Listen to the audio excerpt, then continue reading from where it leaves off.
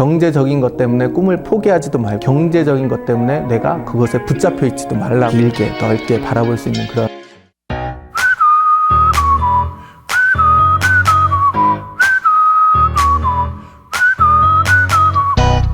네, 여러분 안녕하세요. 우리가 주시주스 하나님께서 보시고 하나님께서 쓰시는 사람을 우리가 만나보고 있는데요. 우리가 또 이제 5번째 시간으로 우리가 김종훈 목사님을 모시게 되었습니다. 예, 안녕하십니까. 복된 이웃교회 사대교구와 교육국을 담당하고 있고 다음 세대의 영어주일학교 담당하고 있는 김종훈 목사입니다. 만나뵙게 돼서 반갑습니다. 근데 목사님에 대해서 우리가 모르는 분들도 계시기 때문에 좀 이렇게 본인 소개를 하신다면 한 교회에서 이제 같이 고등부부터 같이 신앙생활한 아내와 사명을 감당하고 있습니다. 사명은 이제 딸 둘, 아들 둘 해가지고 4명. 어이구야. 그래서 사명 감당한다고 하는데. 사명. 예, 그래서 사명 감당하고 있습니다. 예. 복된 이웃교회는 2018년도부터 사역해오고 있고요. 네. 또는 대전인 하나님대학교, 대학원은 미국에 있는 콜라마의 와일드라는 와일드 주임으로 백석 교육대학원, 남아프리카 공화국에 있는 포체스트룸, 미국에서 회사 장로교에서 교육 중, 서울 신정동 인천에서 교육자, 또 남아프리카 공화국에서도 현지 한 교회를 또 다니면서 남아프리카 공화국에서 사역하면서 또 성장하는 협력사역을 했고 돌아와서 수원, 인천, 송도를 거쳐 지금 복된 이웃교회에서 사역하고 있습니다. 뭐 제 사역의 특징이라면 신학적 스펙트럼이 넓다, 뭐 신학적 그런 것이 해외를 2번이나 가셨어요? 학교로만? 예. 근데 갑자기 그쪽으로 눈을 돌리시게 되겠죠. 갑자기 맞아요. 말 그대로 갑자기 이렇게 눈을 돌리게 됐죠. 네. 처음에 미국에 가게 된 것도 하나님의 섭리 가운데 좋은 그 외국인 목사님을 이렇게 만나게 됐어요. 3주 가까이 제가 수행을 하게 됐어요. 목사님이 가시면서 그냥 저희 부모님이 그냥 초청 한번 해주시면 교회 방문하겠습니다 했는데 그 해 10월에 제가 바로 미국을 가게 됐죠. 그래서 그때 저희 아내한테 연애 중이었는데 네. 한 6개월만 놀러 갔다 올게. 그러고 나서 3년 넘게 3년 넘게 못 나왔던 그런 기억이 있습니다. 네. 남아공 그런 경우도 제가 잘 아는 목사님의 교회를 이제 부목사로 섬기게 됐는데 또 남아프리카 공화국을 한번 갔다 와라. 그리고 아이들이 어떻게 잘 지냈는지 아이들도 좀 살펴보고 그 목사님이 뭐 저의 이제 학교도 좀 알아보고 좋은 학교들이 있으니까 이렇게 알아보라고 이렇게 기회를 주셔서 갔다 왔는데 그게 계기가 돼서 이제 남아공도 알게 되고 그곳에서 유학을 좀 더 하게 됐죠. 이게 한 걸음 뒤에서 지금 지나고 오면 순간순간 하나님께서 저를 이렇게 주님이 계획했던 길로 이끄셨던 것들을 많이 체험할 수 있었던 시간이었습니다. 목사님께서 전공하신 게 제가 듣기로는 저희가 지금 청년부에서 계속 나가고 있는 요한복음이라고 알고 있습니다. 그래서 목사님께서 이 요한복음에 대한 저희에게 혹시 큰 맥, 절대 놓치지 마, 요거는 잘 놓치지 말고 요한복음을 이렇게 봐야 되겠다, 이런 거 하나 잡아줄 수 있으실까요? 우선 그 복음서에 대해서 이야기를 하고 있는데 왜 복음서는 4개가 필요할까요? 마태, 마가, 누가 복음은 예수님의 사역의 시놉시스와 같은 거예요. 그래서 어떠한 사건과 그것을 좀 어떻게 보면은 완전히 일치하진 않지만 시간적으로 지역적으로 일치하는 것들을 쭉 이렇게 연관을 짓는 그런 이야기 정도의 구조를 가지고 있죠. 그거에 비해서 요한복음은 영어로는 뭐 존스 가스펠이지만 가스펠 오브 존이라고도 하고 그렇게 하지만 이제 공간 복음과 다르게 제4의 복음서 포스트 가스펠, 4번째 가스펠이라고 이렇게 합니다. 예수님의 각 복음서마다 이렇게 다른 이유는 뭐냐면 우리에게 참 풍성한 예수님의 모습을 보여주기 때문에 그런 거예요.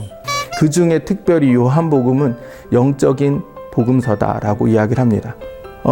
이러한 관점을 가지고 요한복음을 이해를 할 때 요한복음은 어떠한 사건에 대해서 그저 기술하고 있는 다른 시놉틱 가스펠이라고 했던 아까 마태, 마가, 누가 복음보다 영적인 복음서로 사건의 의미에 더 초점을 두고 있어요. 예수님께서 이 사건을 왜 했을까? 그리고 요한복음은 굉장히 이렇게 말씀드리면 어떻게 오해하실 수도 있지만 굉장히 편집자의 주관과 그리고 편집의 의도가 분명한 책입니다.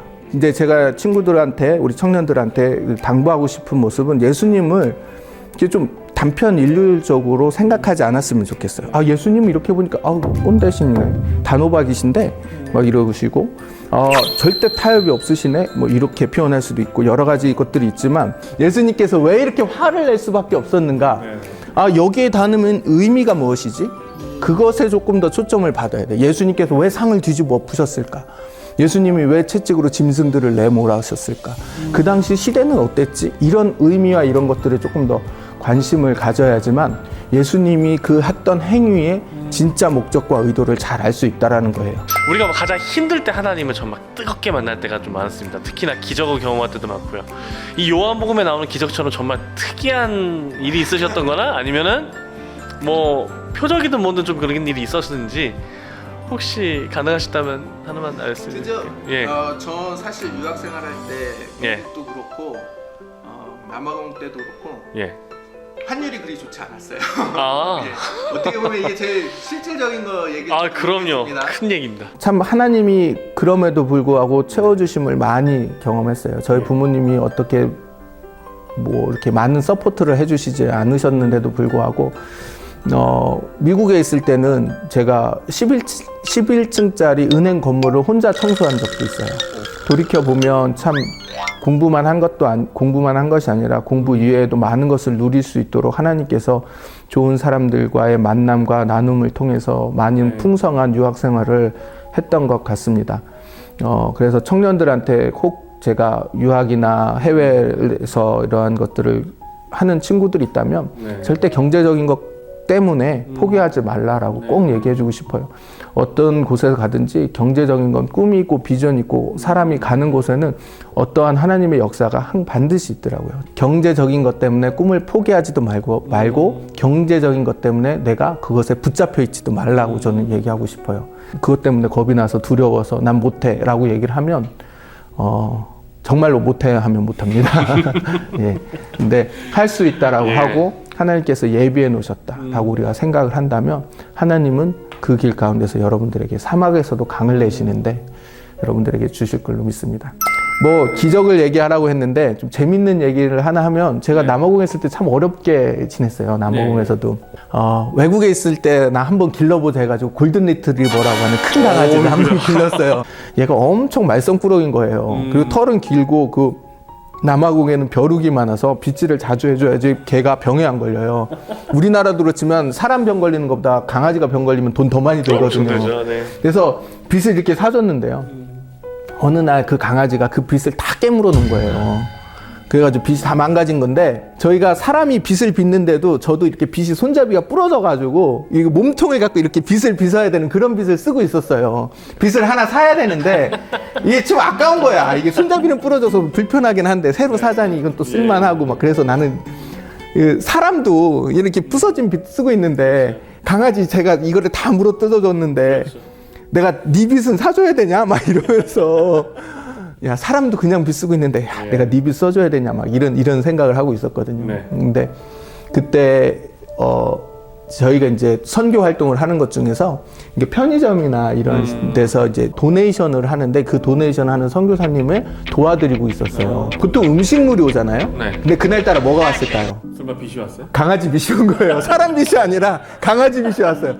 처음이자 마지막으로 제가 3년 동안 그 사역을 도와드렸는데 처음이자 마지막으로 저희 아내는 수도 없었어요. 아 커피 먹고 싶어 그러면은 어느 날 선교사님 커피를 갖다 주셔요. 뭐 그리고 뭐 이런 것들을 오는데 처음이자 마지막으로 강아지 빗이 왔어요. 그래서 야 하나님이 이렇게도 하시는군.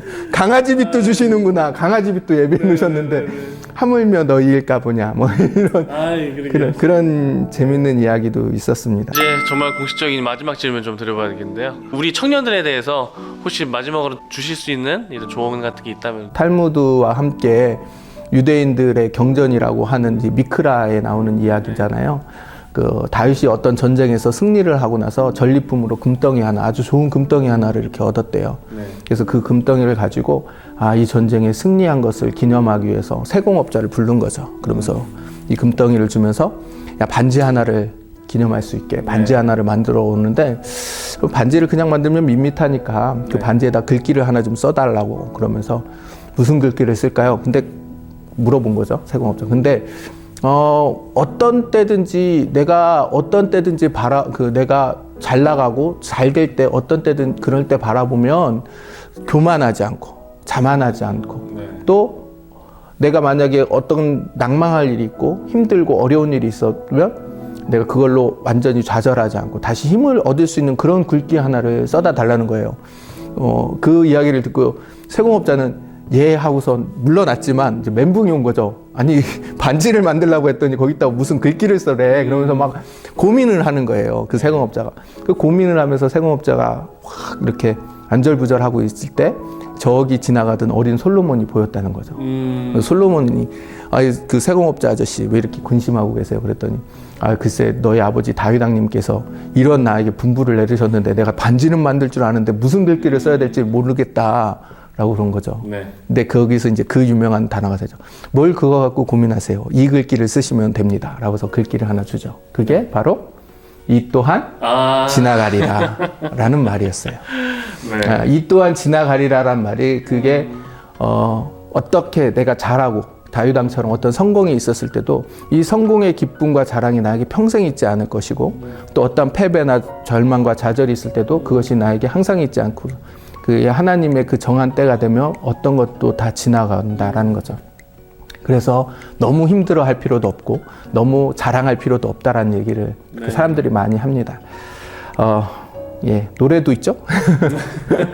예, 근데 저는 그냥 지나갈 거야. 그러니까 참아 이렇게 표현하기보다는 지나간 다음에 우리가 그것을 바라봐요.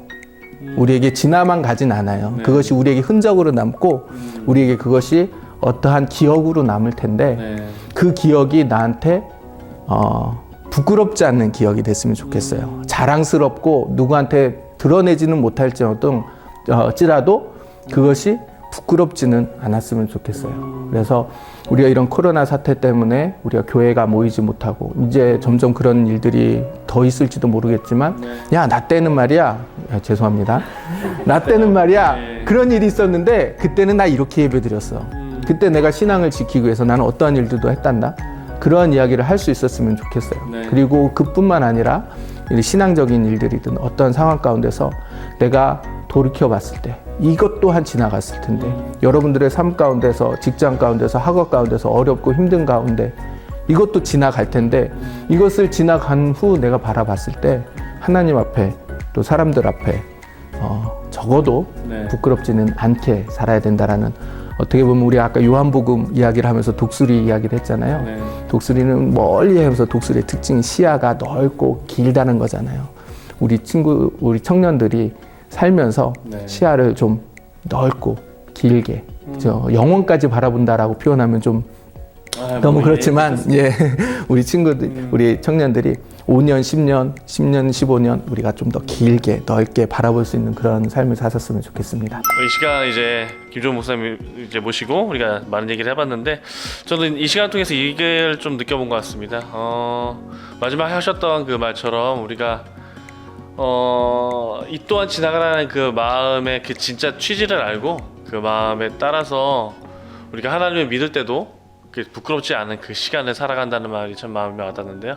청년 여러분들도 항상 그 마음을 잊지 않고 살아가셨으면 좋겠다는 말씀을 드립니다. 주님 안에서 언제나 행복하시고 사랑하는 여러분이 됐으면 좋겠습니다. 여러분들 샬롬.